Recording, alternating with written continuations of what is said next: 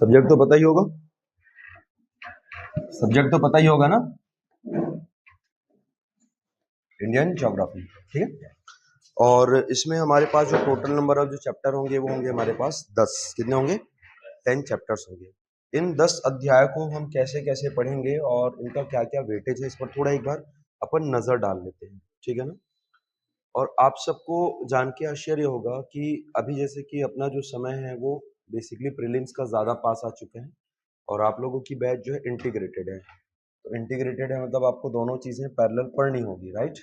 अब सब्जेक्ट जो बाद में मिला है वो तो बात की बात है, बट मेरा ये कहना है आप लोगों से कि जो चीज़ हम यहाँ पे करा रहे हैं या जो चीज़ हम यहाँ पे पढ़ा रहे हैं उसको तो आपको साथ साथ करते चलना ही है और प्रीलिम्स की तैयारी को भी आपको रखते चलना है।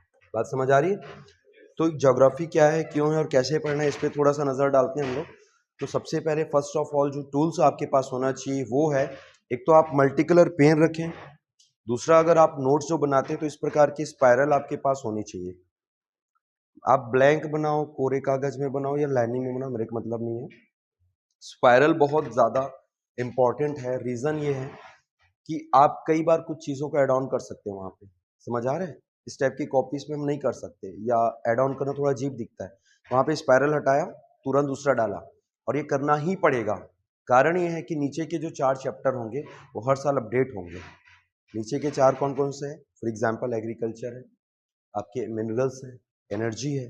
ठीक है, जनसंख्या तो प्रत्येक 10 वर्ष में होता है, संभावना है कि 1-2 साल में हो जाएगा अपडेट। ठीक है ना, इसलिए जो है आपको उसको अपडेट करना पड़ेगा, ये एकदम डिमांडिंग है। बात समझ आ रही है? इसीलिए जो है आप लोग सबसे पहले क्या बनाएंगे, स्पाइरल जो कॉपी वो आपके पास होनी चाहिए। दूसरा मैंने क्या बताया, मल्टी कलर पेन, और तीसरा मैंने बताया आपके पास एटलस या फिर मैप।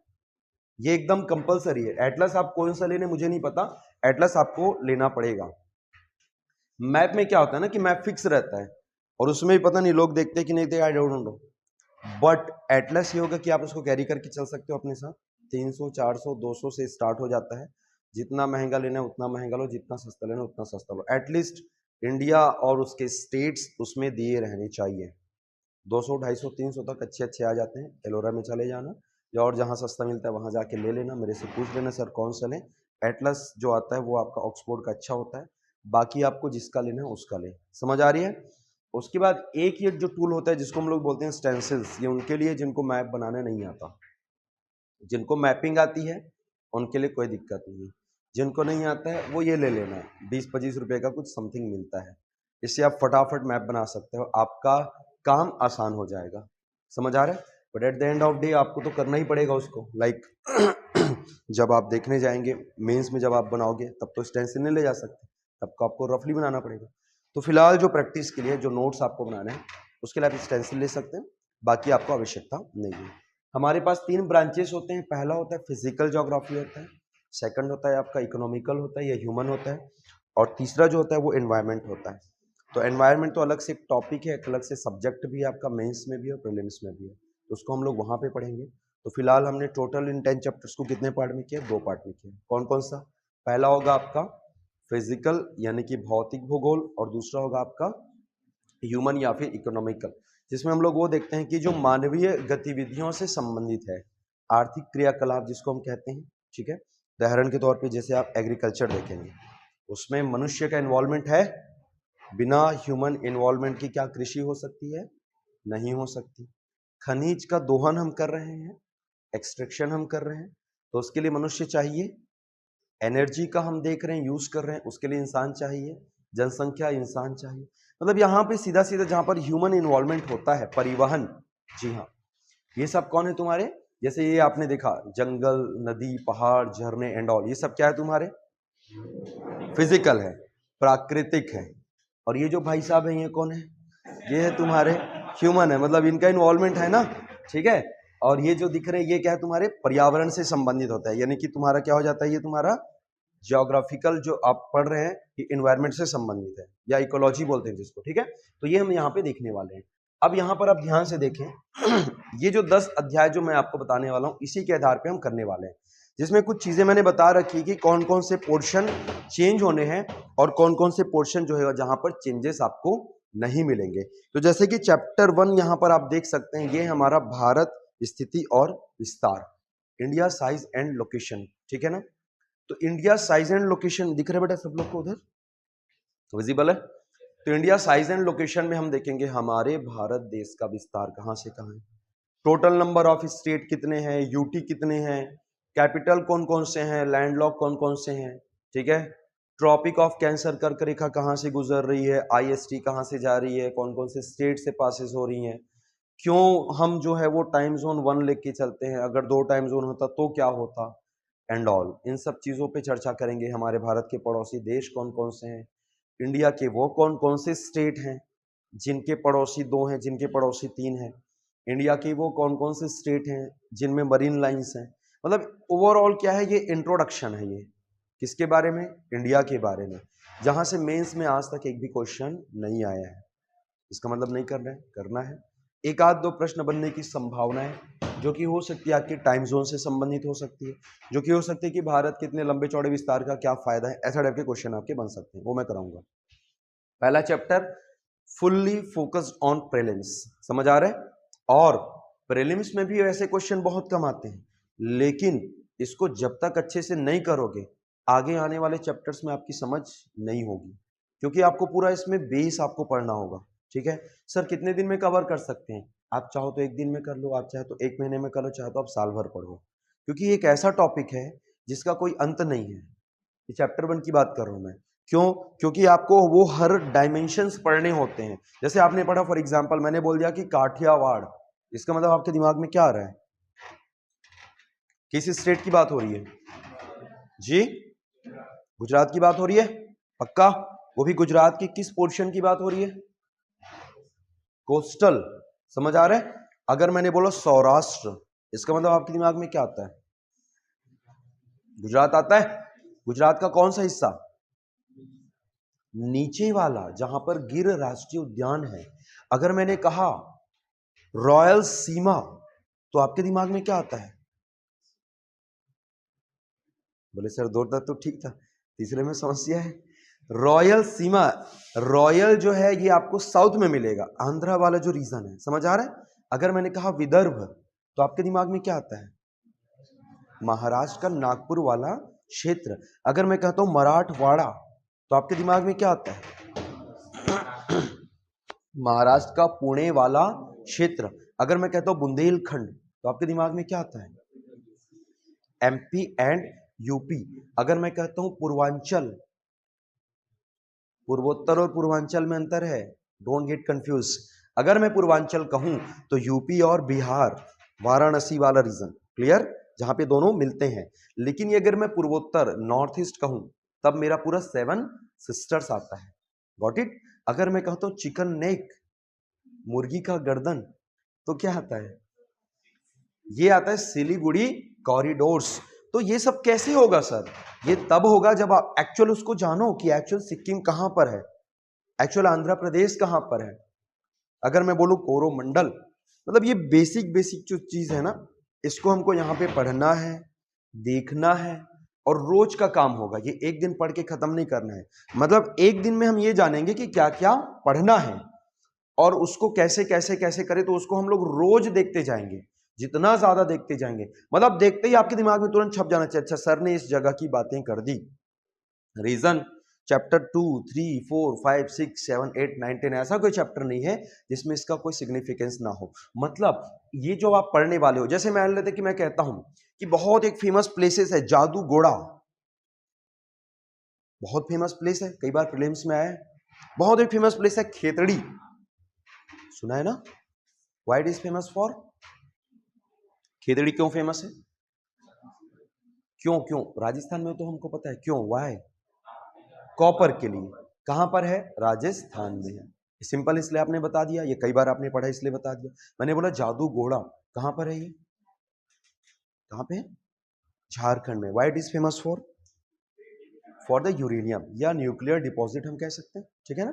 ओके नाउ, आपने 2-3 प्लेसेस ये जो आपने पढ़े, अब मैं कुछ अजीबोगरीब नाम लेने वाला हूं जिसको आप लोग बताना है, ठीक है। आप बताना, जैसे आपने सुना होगा नीलगिरी, सुना है, सुना है, वेयर इज दिस नीलगिरी, मतलब उत्तर दक्षिण पूर्व पश्चिम इतना तो पता होगा ना, साउथ में कर्नाटका, तमिल, केरला, ये जो बाउंड्री यहाँ पर आपको मिलेगा, ठीक है ना, ये क्या है तुम्हारा नीलगिरी है। अब मैं बोलता हूँ बिलगिरी रंगन, वेयर इज दिस, बिलगिरी, मैंने पहले बोला नीलगिरी, अब मैं बोल रहा हूँ बिलगिरी रंगन, वेयर इज दिस। अच्छा नाम से क्या लग रहा है, बिलगिरी रंगन, साउथ लग रहा है।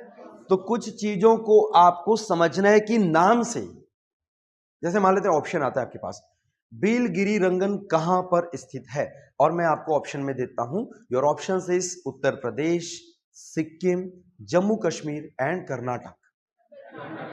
अब जाओगे ना, देखो मैं दोनों की तैयारी कराऊंगा भाई, प्रीलिम्स की भी मेंस की भी, क्योंकि अप्रोच ही हमको करना है इंटीग्रेटेड, समझ आ रहा है। कर्नाटक क्यों जाएंगे सर, नाम से लग रहा है। अच्छा एक और चीज आपने सुना होगा, हिस्ट्री आपकी हो चुकी है, मॉडर्न हुई ना, मॉडर्न का एग्जांपल देने वाला हूं मैं, ठीक है, मेरे को भी पता है जो हुआ है मैं उसी का दूंगा। मॉडर्न हुआ है, रंग से कुछ याद आ रहा है, रंग, मैंने रंगन कहा ना, तो रंगन और कर्नाटक का कुछ रिलेशन याद आ रहा है, श्रीरंगपट्टनम याद आ रहा है। तो कुछ चीजों को आप क्या कर सकते हो, लिंक कर सकते हो, बात समझ आ रही है। ओके नाउ अब सर लिंक करते हैं, तो जो बिल्कुल इनिशिएटिव, मतलब जो बिल्कुल शुरुआती लेवल पे रहते हैं बच्चे, जो इनिशिएट करते हैं पढ़ाई, एकदम इनिशियल लेवल। अब मैंने बोला छोटा नागपुर, तो सर ने बोला था नागपुर, इसका मतलब महाराष्ट्र में होगा, ऐसा नहीं है। कहां पर है छोटा नागपुर, ये झारखंड में है। तो कुछ एक्सेप्शंस है। अब जैसे एक प्लेसेस की हम बात करते हैं, नामचिक नामफुक, कैसा लग रहा है नाम से, ये पहाड़ी नाम लग रहा है, ये मतलब हिमालयी नाम लग रहा है, बात समझ आ रही ना।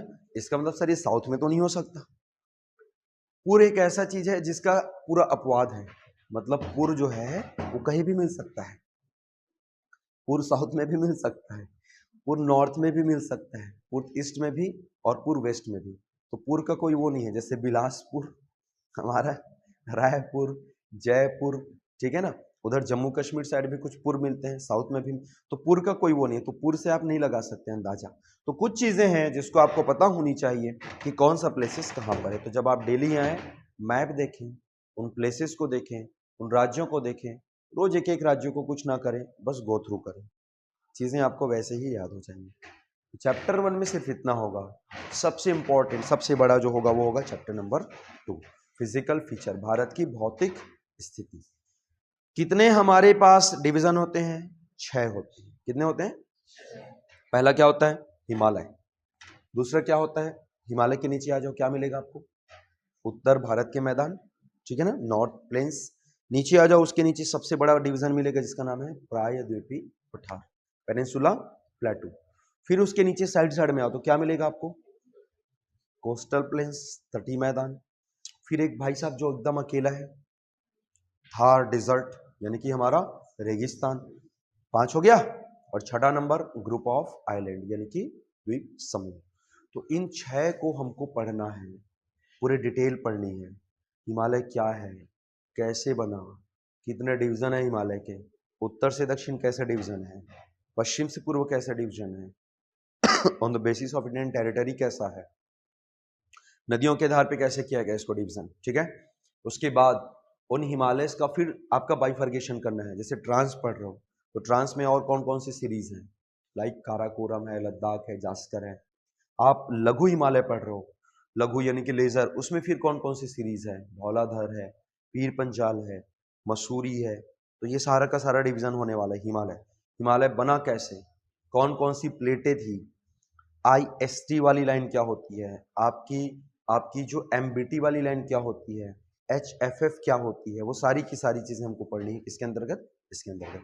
फिर आप देखेंगे प्लेन्स, मैदान, कितने टाइप के मैदान हैं, कितना वर्गीकरण किया गया इसको, भाबर क्या होता है, तराई क्या होता है, खादर क्या होता है, कौन सा ज्यादा उपजाऊ है, लंबाई कितनी होती है, क्यों ऐसा है, नदियों के द्वारा ही क्यों बनाया गया एंड ऑल, वो सब कहाँ पे पढ़ोगे आप, इसके अंतर्गत। तीसरा आप देखेंगे प्रायद्वीपीय पठार, ये बहुत बड़ा डिवीजन होगा, इसको 2 पार्ट में हम 3 पार्ट में हम देखेंगे, मध्य उच्च भूभाग, फिर नीचे वाला पार्ट डेक्कन प्लेटू देखेंगे, फिर हम मेघालय की पहाड़ देख लेंगे, पूरी मेघालय की पहाड़ियां पढ़ेंगे, गारो, खासी, जैंतियां, मिकिर, रेंगमा, कार्बी एंगलोंग, कछार हिल्स, सुरमा घाटी एंड ऑल। फिर हम देखने वाले हैं सेंट्रल वाला पार्ट जिसमें आप पूरा देखेंगे गिर देखेंगे आप, अरावली देखेंगे, विंध्याचल देखेंगे, सतपुड़ा देखेंगे, सतपुड़ा के 3 रेंज देखेंगे, गाविलगढ़ देखेंगे, है ना, आप मैकाल देखेंगे, आप जो है लाइक महादेव आप देखेंगे यहाँ पर। उसके अलावा बहुत सारे प्लेटूज देखेंगे आप, मालवा देखोगे, बुंदेलखंड देखोगे, छोटा नागपुर देखोगे, बघेलखंड देखोगे, हजारीबाग देखोगे, गड़जात देखोगे, नया गढ़ा देखोगे, राजमहल देखोगे। समझ आ रहे हैं? फिर नीचे जब हम आएंगे डेक्कन प्लेटूज देखेंगे तो वहां पे 2 घाट पड़ेंगे। कौन कौन से? ईस्टर्न घाट, वेस्टर्न घाट। सबके पिक देखेंगे। पिक यानी कि शिखर। शिखर हिमालय के भी तुमको देखने हैं, बहुत सारे शिखर पढ़ने हैं, बहुत सारे ग्लेशियर्स पढ़ने हैं। ग्लेशियर सुना है ना? जैसे कि हिस्पर है, बियाफो है, बाल्टेरो है, आपका गिलगित है, सियाचिन है, ये सब आप पढ़ेंगे। 12 शिगरी है, छोटा शिगरी है, मियाम है, चोलामू है, ये सब क्या पढ़ेंगे हम लोग? ग्लेशियर्स देखेंगे। फिर यहाँ पे हम जब आएंगे नीचे तो शिखर। शिखर जैसे कि आपने सुना होगा, कालसूबाई सुना होगा, डोडा बेट्टा सुना होगा, कुद्रेमुख सुना होगा, अनाईमुड़ी सुना होगा, महेंद्रगिरी सुना होगा, मलयगिरी सुना होगा, जिंदा गढ़ा सुना होगा आपने। ये सब आप पॉइंट्स देखेंगे। उसके अलावा फिर हम माउंटेन्स देखने वाले हैं, जैसे कि बाबा बुदान है, अन्नामलाई है, नीलगिरी है, कार्डमम है, अजंता है, आपकी बाला घाट है, हरिश्चंद्रा है, सातमाला है, नल्ला मल्ला है, वैलीकोंडा है, पालकोंडा है। ठीक है, ये सारे के सारे जो आप माउंटेन्स हैं वो आपको यहाँ पर पढ़ने हैं। किसके अंतर्गत? डेक्कन प्लेटूज के अंतर्गत। बात समझ आ रही? फिर हम नीचे आएंगे तो उसके बाद हम देखने वाले हैं कोस्टल प्लेन्स, तटीय मैदान। तो तटीय मैदान को बता दिया, 5 मोटा डिवीजन होगा। गुजरात को पकड़ लो, काठियावाड़। फिर इधर आ जाओ मुंबई गोवा कोंकण, जो कि इस बार आया था आपके पेपर में। फिर नीचे आ जाओ मालाबार। फिर इधर चलो ईस्ट की तरफ तो क्या मिलेगा आपको? कोरो मंडल मिल जाएगा। फिर ऊपर चलो उत्तरी सरकार, उसमें कौन कौन से आपके मेजर पोर्ट्स हैं वो सब हम देखने वाले हैं। कौन सा तट है जो ज्यादा गड्ढा है, कहां पर आपको पोर्ट्स बनाने की संभावनाएं ज्यादा हैं, क्यों है, यहाँ पे हर चीज का आंसर क्यों है, ये सब आपको यहाँ पे देखना होगा। फिर हम चलेंगे 5वां नंबर, डेजर्ट। इंडिया में कितने टाइप के डेजर्ट हैं? मरुस्थल कितने टाइप के इंडिया में बताएं?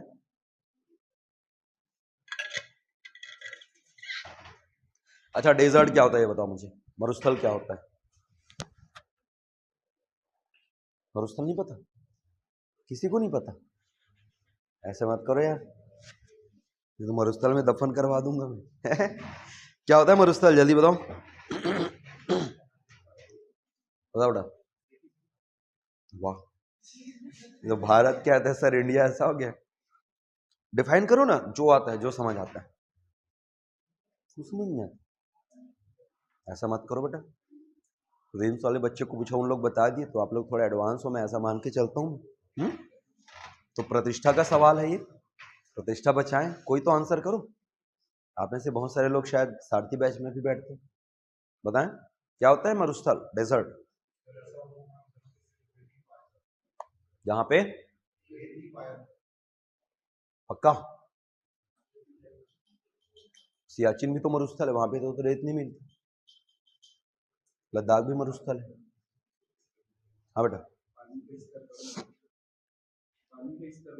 पानी कम रहता है, पक्का? हाँ जी, सुनिएगा, जहां पे नेचुरल वाटर ना हो या कम हो, और जीव जंतु और वनस्पतियां जहां पर ना हो, उन क्षेत्रों को क्या कहते हैं? मरुस्थल कहते हैं। ये ठंडे भी हो सकते हैं, ये गर्म भी हो सकते हैं। Hot desert and cold desert. Hot कहाँ पे है? थार में। कोल्ड कहाँ पे है? लद्दाख में। सियाचिन तो एक एग्जाम्पल था, लद्दाख पूरा क्या है? कोल्ड डेजर्ट है। 18 बायोस्फीयर रिजर्व पढ़ा है? सुना है? नहीं सुना है? 18 बायोस्फीयर रिजर्व में एक बायोस्फीयर रिजर्व है जिसका नाम ही कोल्ड डेजर्ट है। तो देखो क्या होता है ना कि जब आप चीजों को, यही तो होता है बेटा इंटीग्रेटेड, इसी को ही तो कहते हैं। मैंने कहा कि भाई यदि आप 18 बायोस्फीयर रिजर्व के नाम याद रख लो, समझना आपको ना रोज रोज के टास्क के रूप में क्या चीजें याद रखनी, ये तो मैं पूरा एक साथ बताऊंगा, क्योंकि 18 है, ये कुछ खास नहीं है। जैसे जो बहुत ज्यादा है, उदाहरण के तौर पे हमारे यहाँ रामसर साइड कितने हैं जरा बताएं? 41? रामसर क्या होता है पता है ना? रामसर ही बोलते हैं बेटा इंग्लिश में। इंग्लिश में भी रामसर ही है। हाँ जी, किसी को नहीं पता? एग्जैक्टली कितने हैं हमारे यहाँ?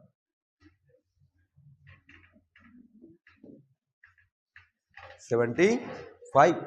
आजादी के अमृत महोत्सव के अवसर पर पीएम मोदी ने कहा कि भाई इसको 60-65 क्यों रखें, 75 करते हैं ना। तो 64 था, उसको सीधा 11 बढ़ा के क्या कर दिया इन्होंने, 75। नेशनल पार्क कितने हैं बेटा? नेशनल पार्क कितने हैं? मैं सिर्फ कितने पूछ रहा हूँ, कहाँ पूछूंगा तो फिर कहानी खत्म है। National park 106। आप लोग शायद ना ध्यान नहीं देते। अब मैं बताता हूँ कि आपके ग्रुप में मैंने क्या क्या भेजा है। शायद आप लोग अभी तो सर पढ़ा नहीं रहे, छोड़ो ना आने दो, ऐसा रहता है नहीं, जो कि बहुत गलत बात है ये। लेट्स सी, मैं देखता हूँ कि आपके ग्रुप में मैंने बहुत सारी चीज़ें भेजी है, but I don't think so कि किसी ने उसको डाउनलोड किया भी है कि नहीं। डाउनलोड तो करते हो ना, कि वो भी नहीं करते? अरे छोड़ो ना, देखा जाएगा, ऐसा तो नहीं है ना। लेट मी सी, इंटीग्रेटेड मॉर्निंग। देखो मैंने तुम्हारे ग्रुप में भेजा है, एक तो जनजाति वाला भेजा था, देखा है क्या किसी ने? जनजाति बहुत पहले भेजा था मैं, ट्राइब्स ऑफ इंडिया, ठीक है। इसके बाद मैंने तुम्हारे ग्रुप में भेजा है जलवायु परिवर्तन वाला भेजा था मैंने। मैं भेजते रहता हूँ, मैं जो जो लगता है ना मुझे काम की चीज़ें डालनी चाहिए, मैं सब डालते रहता हूँ। अब आप एक काम करेंगे, अभी तक अगर नहीं किए हैं, ठीक है ना, तो अब जब भी कुछ चीज़ आएगा किसमें, आपके ग्रुप में, तो आप क्या करिएगा, उसको तुरंत डाउनलोड करें, और डाउनलोड करने के बाद उसको एनी हाउ फर्स्ट प्रायोरिटी पे नोट डाउन करें। समझ आ रहा है ना? नोट डाउन का मतलब होता है जब तक आप खुद से नहीं करोगे, जैसे आप बोलोगे कर लूंगा ना, हो जाएगा ना, तो मेरे को पता है वो हो जाएगा, मतलब वो वाला हो जाएगा, समझ रहे हो? तो कभी नहीं होता, वो कल कभी नहीं आता। इसलिए पहली प्रायोरिटी, रात जगो चाहे सुबह जल्दी उठो, उसको क्या करो, नोट करो। एक बार नोट कर लिए ना, फिर ना तुमको स्क्रॉल करने की जरूरत, ना तुमको अरे सर कब भेजे थे, कहाँ भेजे थे, कोई दिक्कत नहीं है। समझ आ रहा है? तो एक बार आपने नोट करना है। नेशनल पार्क कितने हैं हमारे पास? 106, 106। ठीक है, बायोस्फीयर रिजर्व तो हम कराएंगे ही, ये सब भी कराऊंगा, लेकिन मैं जस्ट तरीका आपको बता रहा हूँ। रामसर साइड कितने बताए मैंने? 75। टाइगर रिजर्व कितने हैं हमारे पास? 54। अब समझो, जिस बच्चे को, सुन लो बेटा, 18 biosphere reserve, 75 Ramsar site, 106 national park और 54 टाइगर रिजर्व याद है, वो बच्चा प्रीलिम्स में 2 नंबर एक्स्ट्रा लेके आ रहा है। भले यहां से एक भी क्वेश्चन मत आए। बोले सर क्या बात करते हो, ये तो जादू हो गया, मजाक नहीं है। भले इनमें से, इन चारों में से एक भी क्वेश्चन मत आए, और ऐसा संभावना बहुत कम है कि इन चारों में से एक भी क्वेश्चन ना आए। बात समझ आ रही मेरी? ध्यान से समझना, जो मैं स्टेटमेंट कह रहा हूं, इन चारों में से अगर एक भी क्वेश्चन नहीं आता, आता ही नहीं, तो भी बच्चा प्रीलिम्स में 2 नंबर ज्यादा लेके आएगा किसी से भी, तो उसके क्वेश्चन एक्स्ट्रा ही बनेंगे। और ये कब की बात है? जब यहां से एक भी क्वेश्चन नहीं आ रहा है, और अगर आ गया तो वैसे ही तुम ला रहे हो। ये बहुत हॉट टॉपिक है, कई बार आता है question, biosphere reserve last time भी आया था, 3 बार आ चुका है टोटल तुम्हारे प्रीलिम्स में। नेशनल पार्क बहुत ज्यादा टॉपिक है, बहुत ज्यादा हॉट टॉपिक है, पिछले 2-3 साल से नहीं आ रहा है, पहले बहुत आता था, लेकिन अब फिर से रिपीट कर सकता है। मेंस में क्वेश्चन आया था नेशनल पार्क से, समझ आ रहा है? मैं तो फिलहाल प्रीलिम्स की बात कर रहा हूँ। रामसर साइट जब बन रहा था, जब बहुत इसको दिया गया 2022 में, बहुत क्वेश्चन है, 23 में नहीं दिया गया, क्योंकि 23 में हमको नहीं मिला एक भी, जो भी था हमारे कितने मिल गए थे, सबके सब 22 में मिल गए थे, तो बहुत क्वेश्चन उससे बने। टाइगर रिजर्व, यहां से बहुत क्वेश्चन बने हैं, अब और हो सकते हैं, संभावना यहां से बने। बोलो सर आप बोल रहे हो कि यहां अगर मान लेते हैं इनमें से एक भी क्वेश्चन नहीं आया, तो हम 2 नंबर कैसे एक्स्ट्रा गेन करेंगे? इसीलिए गेन करेंगे क्योंकि जब आप इसको पढ़ोगे, जैसे मैंने कहा बिलगिरी रंगन नाम लिया था, इसको आप पढ़ते हो बेटा कहां पर? टाइगर रिजर्व के अंतर्गत। ये कर्नाटक में क्या है? टाइगर रिजर्व है। जैसे एक प्रश्न आया था आपका, आप लोग बताइएगा, अनुष्पा झील ये कहां पर है? Where is this Anushpa lake? कहां पर है अनुष्पा झील? ये क्वेश्चन है प्रीलिम्स का। नहीं पता? नहीं पता? गेस मारो जरा, क्या पता गेस वर्क काम कर जाए। गेस मारने में क्या है, कौन से यहां पे तुम पैसा हार रहे हो हैं? केबीसी के तुम पायदान में तो हो नहीं। गेस मारो, बताओ क्या हो सकता है। मैं हिंट दे दूं, ये वो स्थान है जहां पर मध्य भारत से निकलने वाली दो प्रमुख नदियां मिलती हैं और एक, सुन लो पूरा, मध्य भारत से निकलने वाली दो प्रमुख नदियां निकलती हैं और डेल्टा का निर्माण करती हैं। साथ ही साथ यह कछुओं के प्रजनन का प्राकृतिक केंद्र है। उड़ीसा।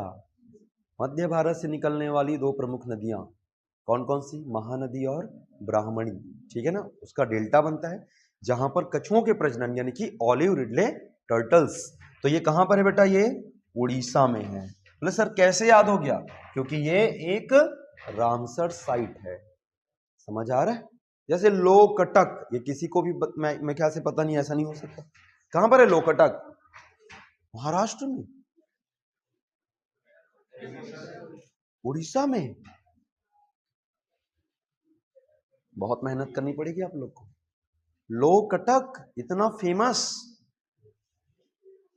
अच्छा, केबुल लामजाओ ये नेशनल पार्क कहां पर है?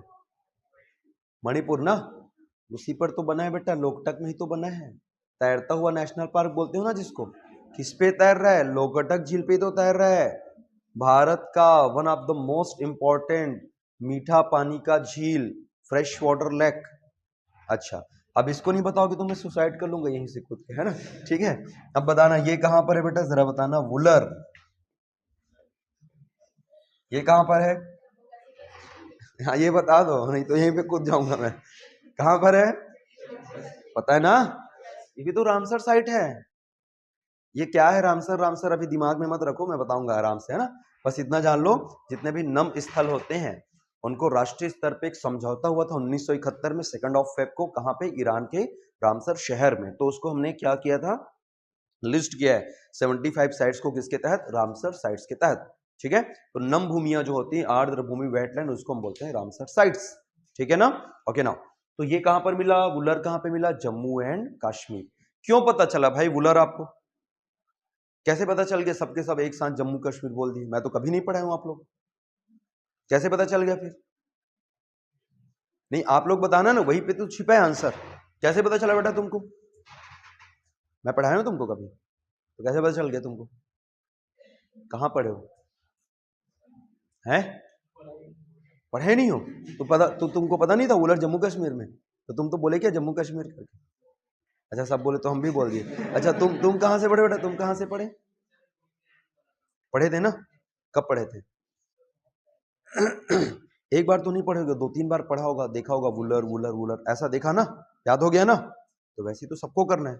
हमको क्या लगता है कि हम 30 मार्क का है, एक बार पढ़ेंगे और हमको याद हो जाएगा, ऐसे आता है ना। ऐसे ऐसे तो ऐसे ऐसे नहीं होता भाई। अगर ऐसे होता तो आज हर कोई डीसी बन के घूमते रहता। बात समझ आ रही?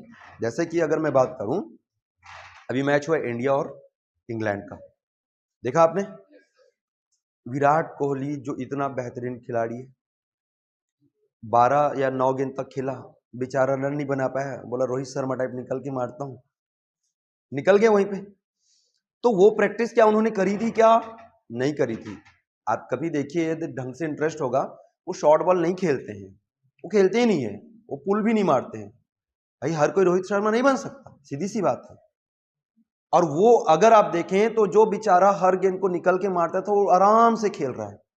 बोला कि भाई मेरे अंदर आज क्या हो गया? क्यों? क्योंकि उसको पता था परिस्थितियां वैसी नहीं है कि मैं दूध दनादन करके, समझ आ रहे? तो उन्होंने परिस्थितियों का क्या किया, जायजा लिया। फिर जब लगा अच्छा 35 और हो गया, अब थोड़ा खेलते हैं करके, तो आपको परिस्थितियों के हिसाब से ढलना पड़ेगा। उन्होंने भी क्यों निकल के मारा? भाई 9 बॉल डाउट हो गई, मैं ऐसे कैसे रह सकता हूं? स्ट्राइक रोटेटर के रूप में मुझे जाना जाता है। दुनिया क्या बोलेगी? आउट होगा तो होऊंगा, शर्मा जी तो हैं, ठीक है ना। तो आपको वही करना है, परिस्थिति के अनुसार चीजों को लेते हुए चलना है। अब मैं ये नहीं कहूंगा यार कि अभी 2000 क्या चल रहा है, 23 24 आपको अपीयर होना है। मैं ये नहीं कहूंगा कि 24 में आप सिलेक्शन लेके बैठो, भाई आपकी तैयारी वैसी होगी तो डेफिनेटली लोगे, नहीं होगी इसका मतलब क्या सरेंडर थोड़ी करोगे यार। आप अभी से इतना पढ़ लो कि नेक्स्ट में फिर आपको कोई गुंजाइश ना रहे। मैं नहीं चाहता कि आप फिर से आज यहां बैठे कल कहीं और बैठ रहे हो। मतलब अगर 24 नहीं निकल रहे, इन केस की बात हो रही है, तो आप तैयारी इतना कर लो ना कि आने वाले फिर फैब आपका जो लाइक मार्च अप्रैल मई जून जुलाई वगैरह एंड ऑल होगा, जब तक फिनिश हो जाएगा तब आपके पास कंटेंट रेडी होगा। तब आप 4 बुक नहीं खंगालते रहोगे, 4 चैनल के पास नहीं जाते रहोगे, आप अपना जो कंटेंट जो बनाए रहोगे ना उसी को पढ़ोगे। आप समझ आ रहे हैं? तो कैसे आएगा बेटा? प्रैक्टिस से आएगा। अगर पहले से सोच लिया अरे यार ये तो ऐसा है सर, ये तो उतना सारा मेरे को नहीं करना, मेरे से ना हो पाएगा, तो सच में ना हो पाएगा। फिर तो अच्छा है कि भाई आप कुछ छोटा छोटा लाइक व्यापम वगैरह का कोचिंग कर लो, या बढ़िया सा चाय का ठेला वेला खोल लो। फिर जरूरत नहीं है इंटीग्रेटेड की, सीधी सी बात है। इतना पैसा अगर आपने दिया है तो टाइम दो और उसको प्रॉपर फॉलो करो। लेट कभी कोई चीज नहीं होता, जब जागो तब सवेरा। समझ आ रहा है ना? लेट कभी नहीं होता। कभी मत सोचना आई एम लेट, सर मैं लेट हूं क्या, सर मैं इतना का कर लूं। मत करो ना भाई, अभी जहां से समझ आ रहा है वहां से करो ना, सिंपल सी बात। तो ये हमने बताया, इन चीजों को अगर आपने याद रखा तो बाकी चीजें वैसी तुम्हारी बन जानी है। समझ आ रहा है? टाइगर रिजर्व की हमने बात करी, नेशनल पार्क की हमने बात करी। जैसे उदाहरण के तौर पे मान लेते हैं क्वेश्चन आता है एक क्वेश्चन है उदाहरण के तौर पे, रणथंबोर कहां पर है जी? कहां पर है ये? राजस्थान में है। ये नेशनल पार्क भी है, ये टाइगर रिजर्व भी है। समझ आ रहा है? तो कुछ चीजें अब क्या होने लगेंगी? कॉमन। अब जैसे कि सुंदरबन सुना है बेटा? सुंदरबन ये तो कई बार पूछा, पीएससी का एकदम फेवरेट है ये। कहां पर है ये? पश्चिम बंगाल। ये नेशनल पार्क भी है, ये बायोस्फीयर रिजर्व भी है, ये टाइगर रिजर्व भी है, ये रामसर साइट भी है। समझ आ रहा है? बोलता है अहम ब्रह्मास्मि, मैं ही सब कुछ हूं। बात समझ। और ये डेल्टा भी है, ये सुंदरबन डेल्टा सुना है ना? मतलब सुंदरबन सब चीज है। अब देखो ये नया क्वेश्चन, जैसे मेरे टाइप का टीचर अगर सेट करे तो बोलेगा भाई निम्नलिखित कथनों पर विचार करें।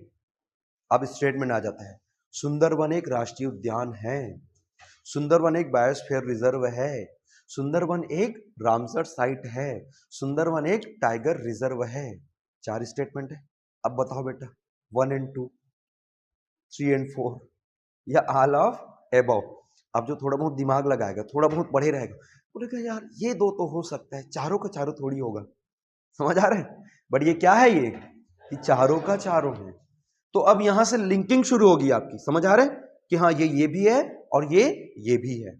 इसीलिए आपको ये क्या करना है बेटा, ये डेली बेसिस पे याद रखना है। एक एक दो दो, एक एक दो दो, स्टेट वाइज याद रखो, आप इसको एरिया वाइज याद रखो, या सीधा सीधा रामसर साइड एक साथ करो, नेशनल पार्क, जैसा आपको करना है वैसा करो। मैं लिस्ट आपको भेजूंगा, रोज आपको बोलूंगा कि इसको याद करके आना, और उसको मैं रोज आपसे पूछूंगा। पूछने से क्या कंसिस्टेंसी बनी रहती है। अरे हाँ सर पूछने वाले हैं।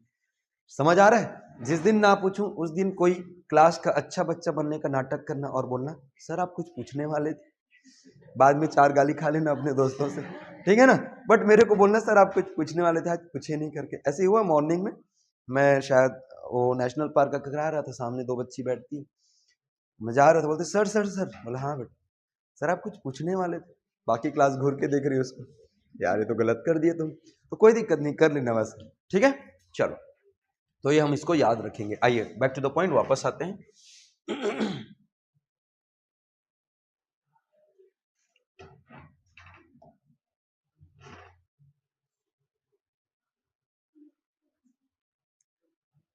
ठीक है, तो ये मैंने आपको बताया, और इसके बाद हम यहाँ पर देखने वाले हैं रेगिस्तान 2 प्रकार के होते हैं। एक पार्ट आपका बचा था, वो था ग्रुप ऑफ आइलैंड, बहुत इंपॉर्टेंट पार्ट है। पिछले 2-3 वर्षों में इस 6 डिवीजन में सबसे ज्यादा ना आइलैंड से पूछा जा रहा है, अंडमान से और लक्षद्वीप से। अंडमान निकोबार जो है, यहाँ पर टोटल कितने आइलैंड है, कितने छोटे छोटे आपके द्वीप हैं? आपको जी बहुत कम बता रहे हो, और बताओ। 836 कितने हैं? 836। बहुत सारी किताबों में 200, 572 एंड ऑल ऐसा मिलेगा। बट मैं आपको बता रहा हूँ कितना है ये टोटल 836। अच्छा, सबसे बड़ा समस्या ये है, आप लोग मेंस वाले भी बच्चे हैं, मेंस भी लिखना है आपको। सर हमको बुक चाहिए, ठीक है ना, तो बुक की लिस्ट कर लेते हैं। बुक, यह काम करता हूँ, इसको पहले निपटा देता हूँ, फिर मैं बुक पे आता हूँ। 1 बाय 1 करते हैं तो ज्यादा अच्छा है ना। ठीक है, दिलाना बस याद की सर अब बुक बताने वाले थे करके, ठीक है। ग्रुप ऑफ आइलैंड, तो ये पूरा जितना भी तक बताए कि इसके अंदर गए थे चैप्टर नंबर 2 में। और जिस बच्चे ने 1 और 2 को बहुत अच्छे से कर लिया और इधर जो लिस्ट गिनाया था 3-4 उसको कर लिया, आधा ज्योग्राफी खत्म उसका। एकदम लिखित में दे सकता हूं, मैं लिख के दे सकता हूं। जितना अच्छे से इन दोनों को तुमने कर लिया और वो 4 लिस्ट को याद रख लिया विथ मैप विथ एरिया, आधा ज्योग्राफी वहीं खत्म लिटरली। कैसे अभी समझाता हूं, देखो। चैप्टर 3 क्या है तुम्हारा? अपवाह तंत्र। क्या पढ़ते हो इसमें? नदियां, ठीक है। और आपको जान के आश्चर्य होगा, ना ही प्रीलिम्स में ना ही मेंस में इसको पूछा जा रहा है। 2 नंबर का कभी पूछता है, कभी 4 का। एक बार आ गया था डिफरेंस, वो भी ऐसा दिया था, हिमालयन और प्रायद्वीपीय नदियों में अंतर। वो भी नदी वाला कोर नहीं था, उसको आप चैप्टर 2 में ही पढ़ के खत्म कर देते हो। आप समझ आ रहे? मतलब प्योर रिवर वाले से क्वेश्चन आपको नहीं पूछ रहा है, इसका मतलब नहीं करना है, क्या करना है, क्योंकि कब क्या पलटे यू डोंट नो। अभी तक एंशियंट हिस्ट्री कभी आ ही नहीं रहा था, पिछले बार भर भर के दे दिए। दर्शन 5-5 क्वेश्चन आते थे, 4 साल से गायब है, आ ही नहीं रहे। एनवायरमेंट 4-4 5 क्वेश्चन आते थे, 2 साल से एनवायरमेंट के क्वेश्चन ही नहीं दे रहे। इसका मतलब कब ट्रैक चेंज करेगा हमको थोड़ी पता है, हमको पूरा करके जाना है। हाँ, जो बार बार आ रहे उस पर हम ज्यादा फोकस करेंगे, और पूरे चैप्टर को तो नहीं छोड़ सकते, कुछ टॉपिक को भले हम क्या कर सकते हैं, स्किप कर सकते हैं। पूरे चैप्टर को छोड़ना हमारे लिए क्या हो जाएगा, थोड़ा सा नाइंसाफी हो जाएगी। तो चैप्टर को तो हमको करके जाना है। इंडिया में कितने रिवर्स होंगे? How many rivers are there? लगभग। भारत में कितनी नदियां होंगी, जरा गेस करो। कितना? 1000 बस। More than 10,000 rivers are here. कितना? 10,000 नदियां। तो सर कितना पढ़ाओगे सर आप? हम पढ़ेंगे 45 से 50 नदी मुश्किल से। कितने? 45 to 50, ठीक है ना। मतलब 70 तक जा सकता है, मैं मिनिमम बता रहा हूं। मैं नहीं 100 नहीं कराऊंगा, वो कुछ ज्यादा ही हो जाएगा, ठीक है ना। मतलब चलो 75 वर्ष हुआ तो मोदी जी ने कहा 75, तो मैं भी चलो 75 एटलीस्ट करा देता हूं, जिसमें से मेन डिटेलिंग जो करनी है वो 10-12 नदी को करनी है, ज्यादा नहीं। बाकी को केवल सहायक के रूप में पढ़ेंगे। अभी देखो तुम्हारे सामने याद हो जाएगा 70 नदी। जैसे मैं बता रहा हूं, स्टार्ट करो, सबसे ऊपर से स्टार्ट करते हैं। सबसे पहले आप याद करो सिंधु, इंडस। इंडस आप लोग काउंट करना अपनी उंगलियों में, या ऐसे काउंट करना, मैं नदियों के नाम लेते जा रहा हूं। सिंधु के नीचे वाली सहायक, अच्छा दाएं और बाई कंफ्यूजन होते क्या, कौन राइट है कौन लेफ्ट है? मैं करा दूंगा, सब कराऊंगा, एकदम निश्चिंत रहो। ऐसे कराऊंगा कि दोबारा आपको भूलना नहीं पड़ेगा। पहले हम चलते हैं इसके राइट बैंक ट्रिब्यूटरी। राइट यानी कि दाहिने साइड से आने वाली। तो दाहिने साइड मतलब देखो सिंधु ऐसे बहती है, तो दाहिने वाली सब के सब कहां से आएंगी? ऊपर से आएंगी, समझना। और सिंधु अगर ऐसे बहती तो दाहिने वाले लोग नीचे से आते। एकदम सिंपल है भाई। मैं ऐसे जा रहा हूं, ये मेरा कौन सा हैंड हुआ? राइट। मैं ऐसे जा रहा हूं, ये मेरा कौन सा हैंड हुआ? वही तो हुआ ना, सिंपल सी बात है। अब ये लेफ्ट हो गया, ये राइट हो गया। अगर मैं ऐसे आ गया तो ये राइट हो गया, ये लेफ्ट हो गया, सिंपल है। तो सिंधु ऐसे बहती है, अब ऐसे बह रही मतलब मेरा डायरेक्शन ऐसा है, तो इधर से आने वाली ऊपर से सभी नदियां क्या होंगी? राइट होंगी। तो जैसे कि श्योक आपने सुना होगा, श्योक रिवर। आपने गिलगित सुना होगा, आपने हुंजा सुना होगा, नुब्रा सुना होगा, ठीक है ना। ये सब क्या है तुम्हारी राइट बैंक ट्रिब्यूटरी से। खुर्रम सुना होगा आपने, जो कि उधर पाकिस्तान साइड से आती है। ये सब क्या है तुम्हारी राइट बैंक है। कितना हो गया टोटल? 6। काउंट करते जाओ रिवर्स को इंडस के साथ मिला के। उसके बाद नीचे आ जाओ, किशन गंगा, झेलम, चिनाब, रावी, व्यास, सतलज। कितना हो गया? हाँ, तुम लोग काउंट करते जाना। फिर नीचे आते हैं, गंगा सिस्टम की बात करते हैं। गंगा अपने आप में एक हो गई, ठीक है। अब गंगा की ऊपर वाली, ऊपर मतलब अब ये लेफ्ट होगी कि राइट होगी? गंगा इधर बह रही है, इधर इधर इधर इधर ऐसे बह रही है ऐसे, तो इन लोग क्या होंगे? लेफ्ट हो जाएंगे, है ना। तो यहां पर देखते हैं राम गंगा, शारदा, जिसको सरयू, काली, चाई बोलते हैं, बहुत सारे नाम है इसके, ठीक है। उसका देखेंगे गोमती, घाघरा, गंडक, कोसी, महानंदा। कितना हो गया जी? ऐसे गिन रहे हो यार, देख लो। ओके, गंगा को भी इंक्लूड करना है। फिर आ जाओ यमुना, तो यमुना की भी सहायक है, यमुना की सहायक एक नीचे से और एक ऊपर से, जैसे कि वरुणा, सेंगर, गिरी, टोन्स। नीचे से आ जाओ, आपकी चंबल है, बेतवा है, केन है, सिंध है, सिंधु नहीं सिंध, फिर काली सिंध है, फिर पार्वती है, फिर क्षिप्रा है। कितना हो गया? 30 हो गया होगा, ठीक है। देखो 30 अभी यहीं पर हो गया। फिर आगे बढ़ते हैं, नीचे आ जाओ, मतलब पहले ब्रह्मपुत्र कर लेते हैं। तो ब्रह्मपुत्र की सहायक आप आ जाइए, जैसे कि आपकी कामेंग है, सुबनसिरी है, तिस्ता है, मानस है, संकोच है, ये सब ऊपर से आती है। फिर नीचे से आ जाओ, दिहांग है, लोहित है, बूढ़ी दिहांग है, धनश्री है, चहल की वाइफ वही है ना, ठीक है। कितना हो गया बेटा? 40 हो गया। कितना हो गया? 43। देखो अभी हिमालय में ही अभी प्रायद्वीप भी बचे अभी, लो बताओ 43 अभी से हो गया। आप सही बोल रहे थे, 50 जाने वाले, ठीक है।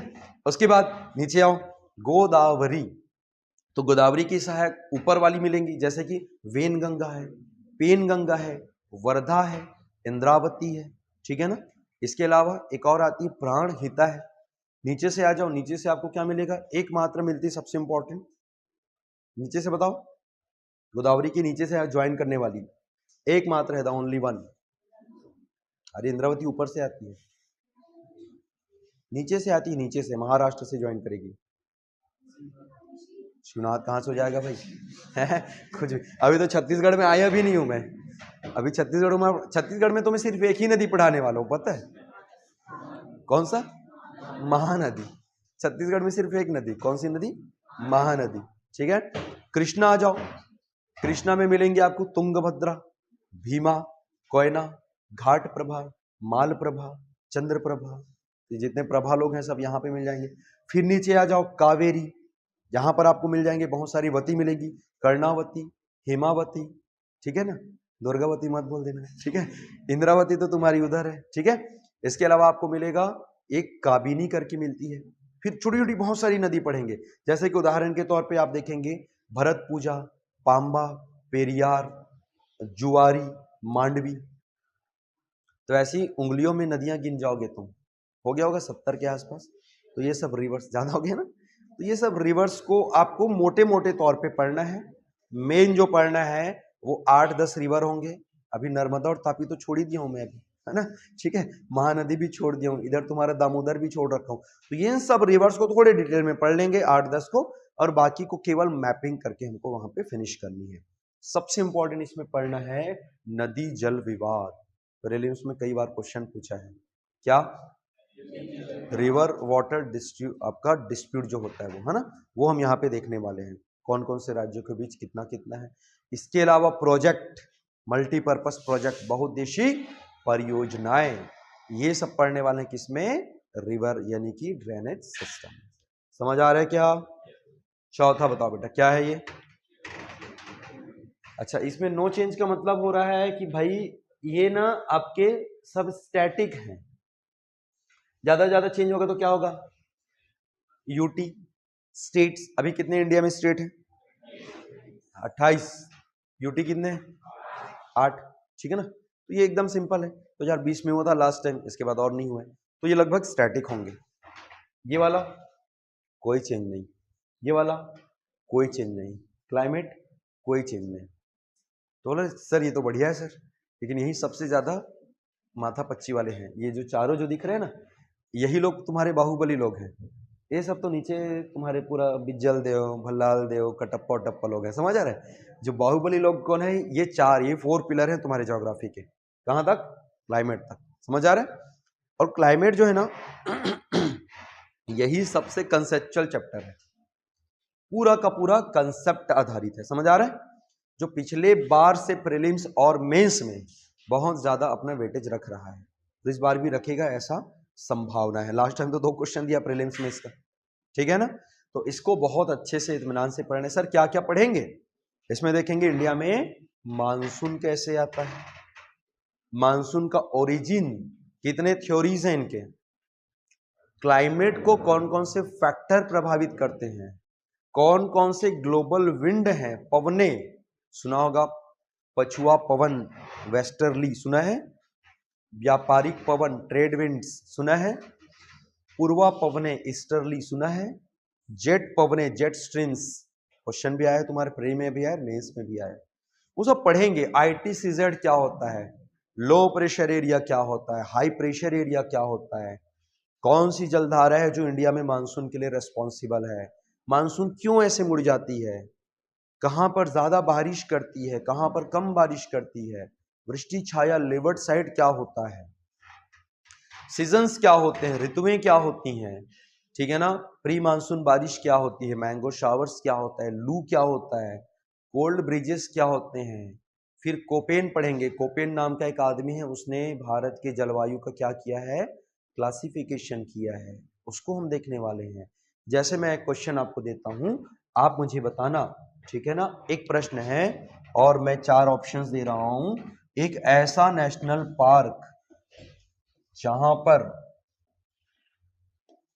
कोल्ड यानी कि सर्दी, जहां पर थोड़ा सा गर्मी यानी कि समर, जहां पर आपका बारिश यानी कि मॉइस्ट, नम, ये चारों प्रकार की चीजों का समावेश जहां पर मिले, वो कौन सा नेशनल पार्क है?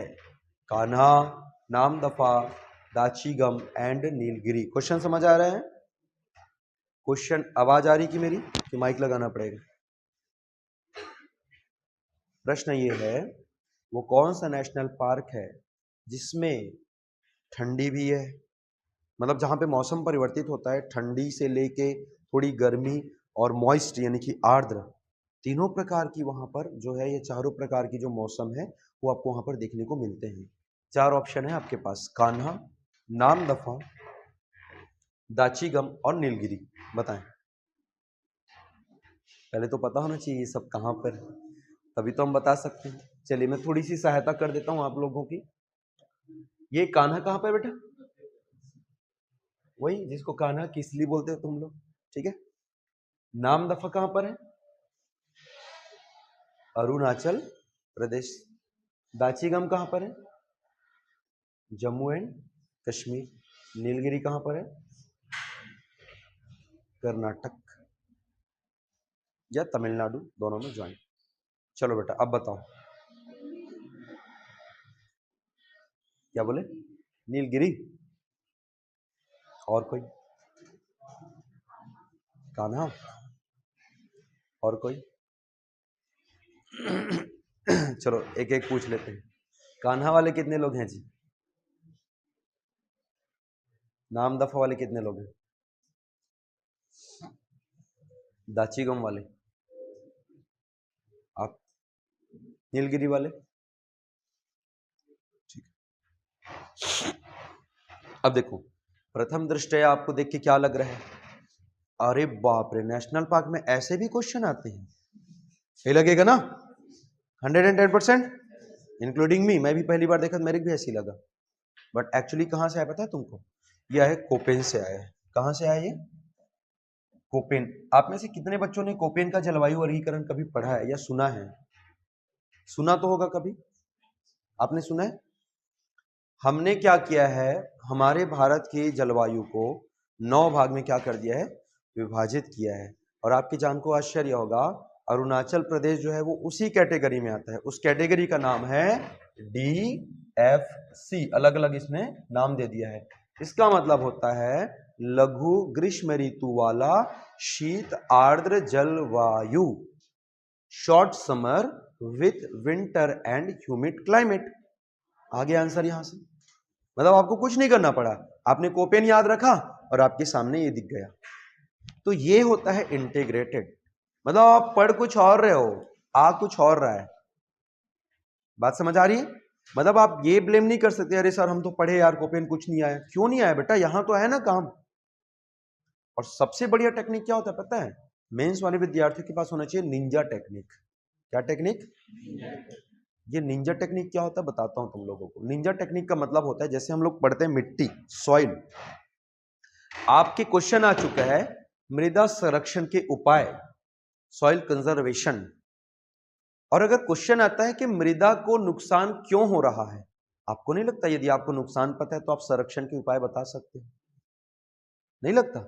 मतलब यदि आपने पॉइंट बता दिया सर बहुत अधिक सिंचाई, तो उपाय में बता दो कम सिंचाई।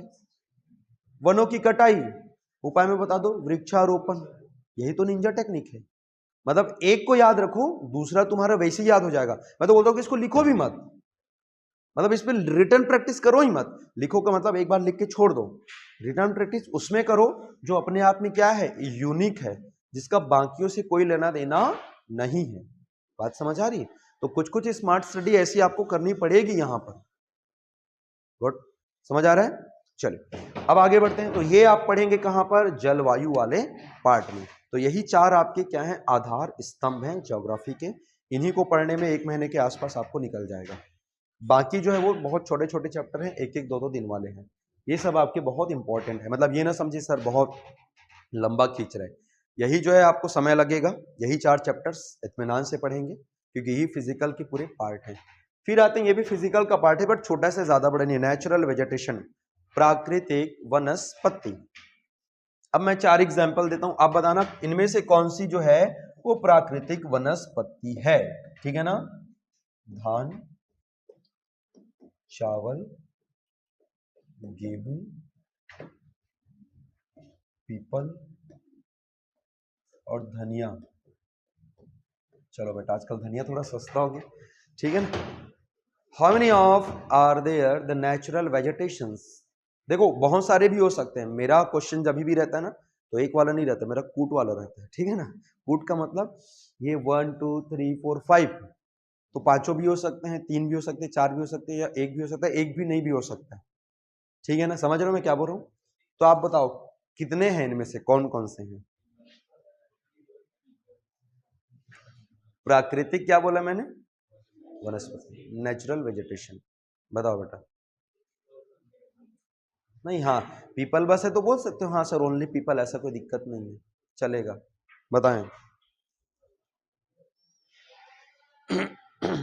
बताओ ना यार, आप लोग बोलते कम हो, मुझे बोलने वाले पसंद है। वो नेहा कक्कर के गाने ना, मुझे बोलना पसंद है, मुझे बोलते हुए तुम करके, तो वही है। ठीक है ना? ठीक है, तो मुझे बोलते हुए पसंद है, बोला बोला करो, क्या ही होगा, मैं क्या ही बोलूंगा। हाँ, सही है तो है, नहीं है तो नहीं है, बोलो थोड़ा सा। हाँ बताओ। सर ध्वनि मत में बोलते हैं पीपल, ऐसा है ना? पीपल बस, ओनली पीपल। धान भी आएगा?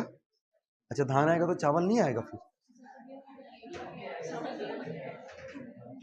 अच्छा उसको छोड़ो, पहले ये बताओ धान और चावल में अंतर पता है कि नहीं? कोई है जिसको नहीं पता है?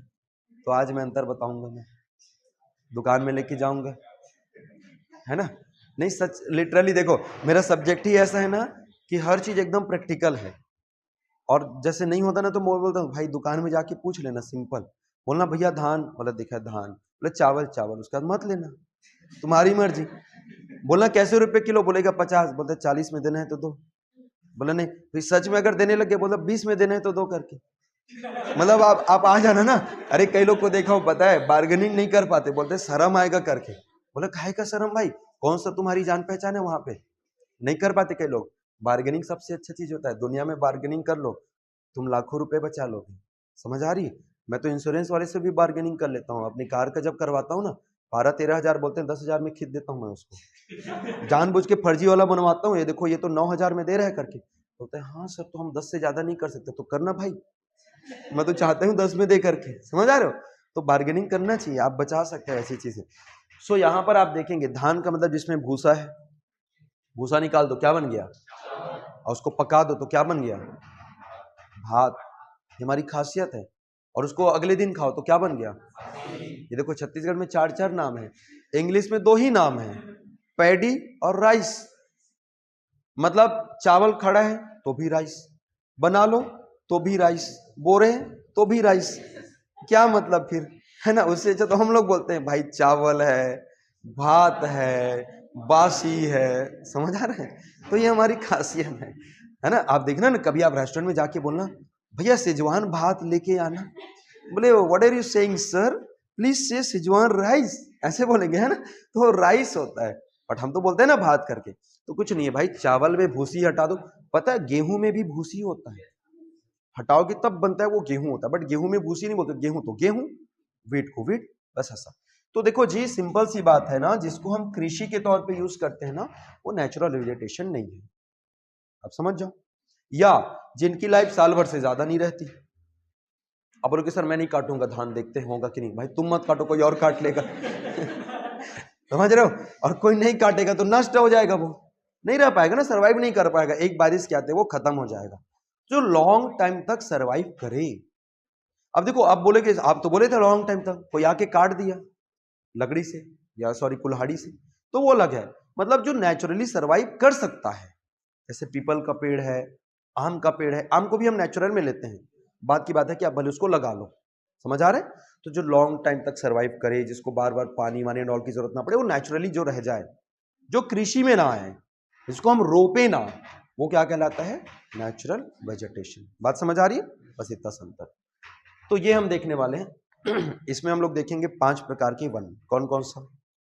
सबसे पहले आप देखेंगे सदा बहार, मतलब एवर ग्रीन, ठीक है, जिसको बोलते हैं वर्षा वन कहते हैं, रेन फॉरेस्ट। दूसरा देखेंगे अपन डेसिडियस, यानी कि पर्णपाती, जो अपने पत्ते गिरा दे। इसमें भी 2 टाइप का, ड्राई और आपका मॉइस्ट, यानी कि शुष्क और आपका आर्द्र। फिर उनके प्रकार भी देखेंगे, जैसे कि हर्रा, साल, सीसम, सागौन एंड ऑल, ठीक है ना। सदाबहार में देखेंगे महोगनी, एग्नी, आपके सिंकोना, रोजवुड एंड ऑल।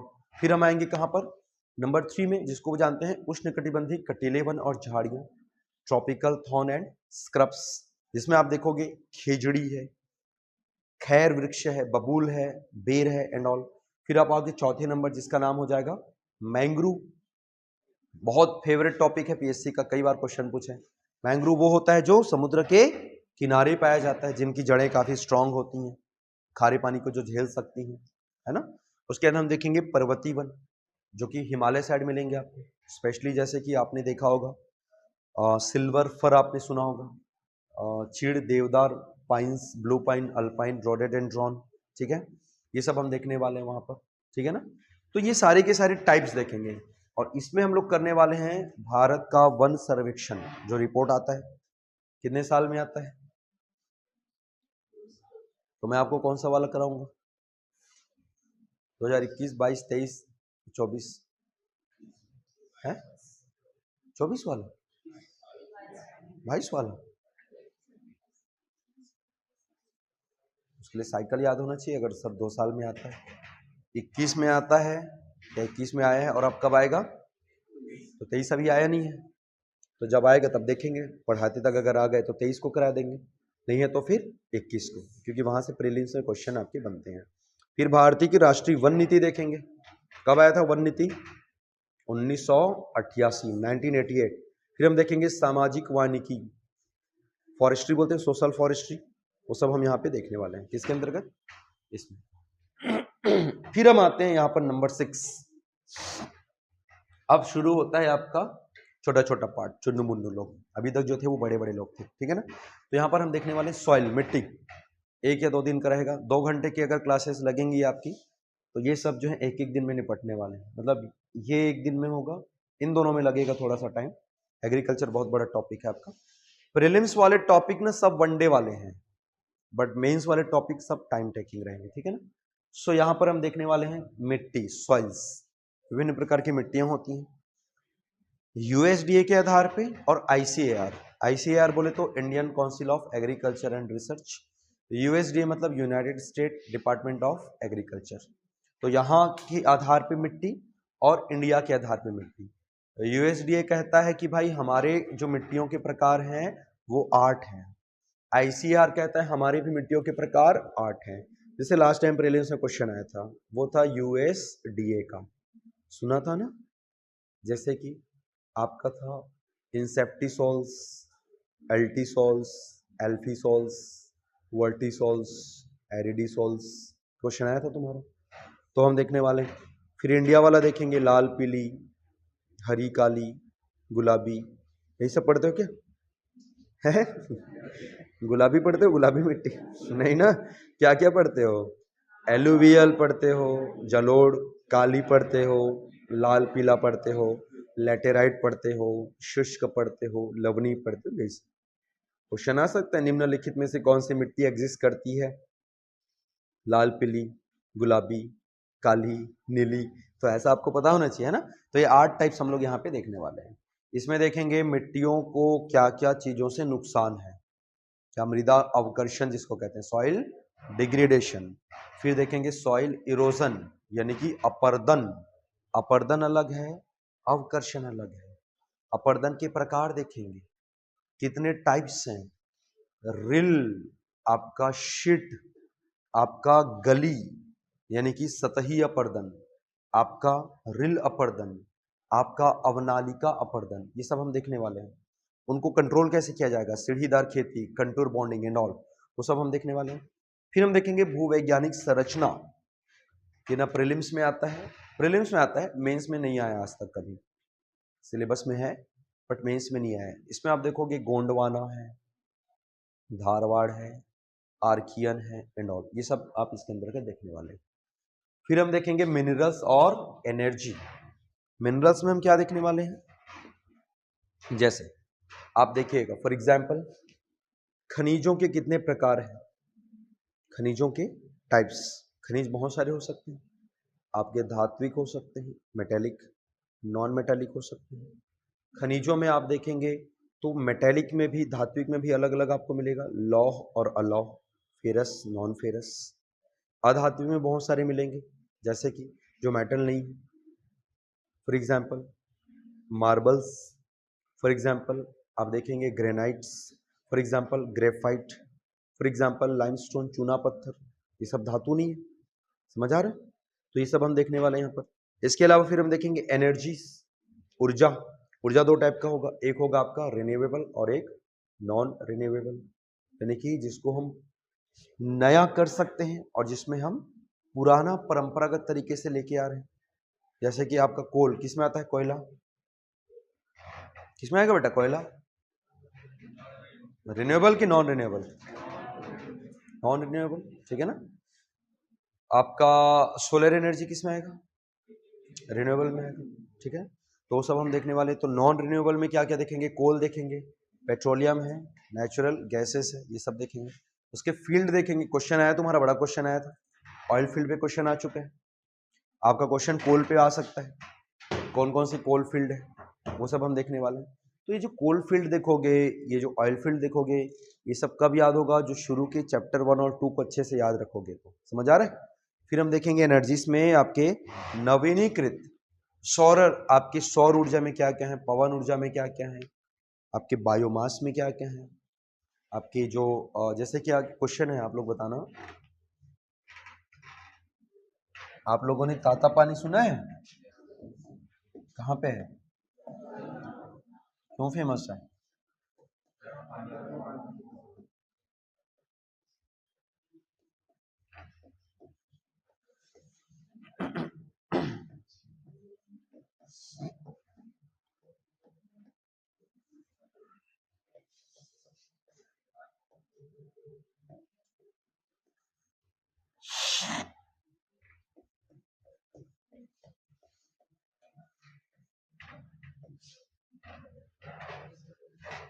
सुनो, क्वेश्चन है ना, ध्यान से देखना और आंसर करना। निम्नलिखित में से कौन, अगेन पेयर वाला है, मेरे को नहीं पता 4 है, चारों हैं, 1 है, 2 है। निम्नलिखित में से कौन गर्म पानी के स्रोत वाले स्थल हैं, हॉट वाटर सोर्सेस, बताओ बेटा।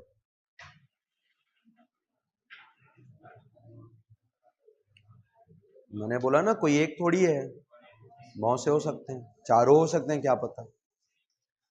तो चलो अपने अपने पेयर बना लो और बताओ मेरे को, पेयर बना लो और बताओ मुझे जी। 1 और 2, हाँ सोच लो थोड़ा ना, समय ले लो यार। चेयर मिलेगा क्या एक आदमी, ऐसी वाला है, वो ऐसा वाला लाओ ना, वो वाला।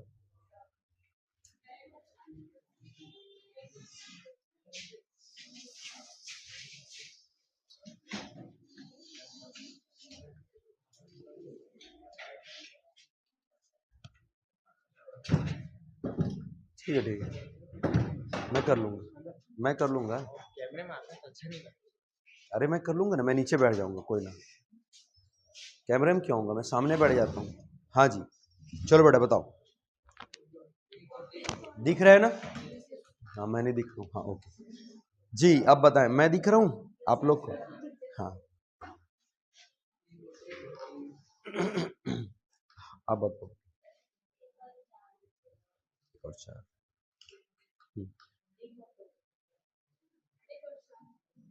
तीन भी हो सकता है ना, मतलब एकदम सिर्फ दो ही पेयर बनाना है ऐसा कोई रूल नहीं है ना, या चारों भी हो सकता है, ठीक है। हाँ जी, एक और।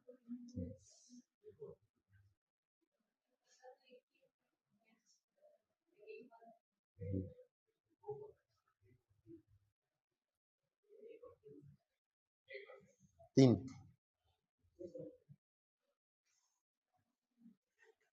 आप बताओ बेटा। जी, तीन, ताता पानी, गिरिडीह, चारों हैं। गेस करो ना, पता तो किसी को भी नहीं, सब तो गेस ही कर रहे हैं। हाँ, 1 and 2, हाँ बेटा।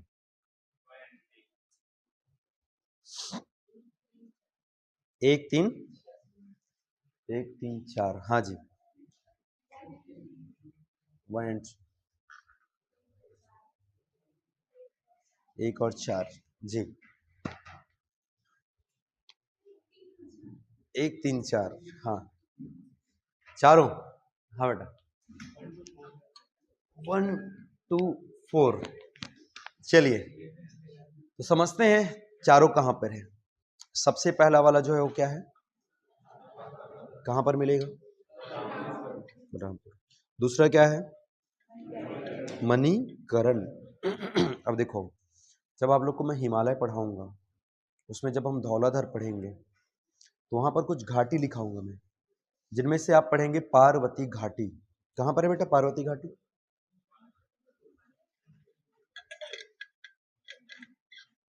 हिमालय में, तो हिमालय में तो पढ़ेंगे ना, हिमालय में पढ़ेंगे। कहां पर है? ये तो वही बात हो गई, ये तो वही बात हो गई। हाई कोर्ट कहाँ पे है? बिलासपुर में। हाँ, बिलासपुर में कहाँ पर है आपको बताना पड़ेगा ना, उधर है करके। तो देखो ये है आपका पार्वती घाटी, हिमाचल प्रदेश। और मणिकरण एक गर्म पानी का स्रोत है, ठीक है ना। पूगा आप पढ़ेंगे लद्दाख में, ये भी एक गर्म पानी का स्रोत है। जो आपका गिरिडीह है, ये उड़ीसा में है, ये कोयला का स्रोत है। किसका? कोल है। तो ऑप्शन 1 2 और 3। हाँ, कोई दिक्कत नहीं ना, तो क्या हो गया, चलता है, नो इश्यूज एट ऑल। कौन सा यहाँ पे चल रहे पैसा निकाला, ऐसा तो नहीं बोल रहा ऐसा तो नहीं, चलता है, कोई इश्यू नहीं। समझ आ रहा है? तो ये सब चीजें कैसे होंगी, अगर 1 और 2 को हमने अच्छे से पढ़ा है तो। समझ आ रहा है? तो ये आपने क्या देखा, एनर्जी और अपने मिनरल्स वाली कहानी देखी। यहाँ पर आप यहाँ पर देखेंगे लाइक जो ज्वारी ऊर्जा होती है, ज्वारी का मतलब क्या होता है आपका? टाइडल, समुद्री ऊर्जा जो होती है ना। अच्छा, एक और चीज, बहुत बेहतरीन चीज आप समझना, पूरे चैप्टर के दौरान छत्तीसगढ़ की कुछ चीजों को विशेष फोकस करना है। जैसे मैं पढ़ा रहा हूँ, कोयला पढ़ा है मैंने, या क्वेश्चन आते हैं कई बार, तो कोल आ रहा है तो आपको छत्तीसगढ़ के भी कोल रीजन साथ में पढ़ लो। मतलब मैं तो नहीं पढ़ाऊंगा, थोड़ा ओवर ही दूंगा। जब आप पढ़ोगे, जब आप आंसर राइटिंग करोगे प्रैक्टिस, तो साथ में कर लेना उसको। जब आप पढ़ रहे हो लोहा, तो छत्तीसगढ़ के भी पढ़ लो। अब ऐसा भी नहीं करना, सर तो बोले थे सांसद छत्तीस, मैं पढ़ा रहा हूँ ज्वारी ऊर्जा, बोले छत्तीसगढ़ का भी कर लेते हैं, या जबरदस्ती मार दे रहे हो आप। छत्तीसगढ़ में, बस्तर में ज्वारी ऊर्जा की अपार संभावना है। मतलब वो चेकर देख के तुरंत नंबर काटेगा। समझ आ रहे हैं? मतलब इतना भी आपको फेकोलॉजी पे नहीं जाना है कि सर तो बोले थे कि सबको लेके चलना है, एक आध मार देता हूँ, हर चीज तो मिलता है बस्तर में, चलो ये भी मिलता है करके।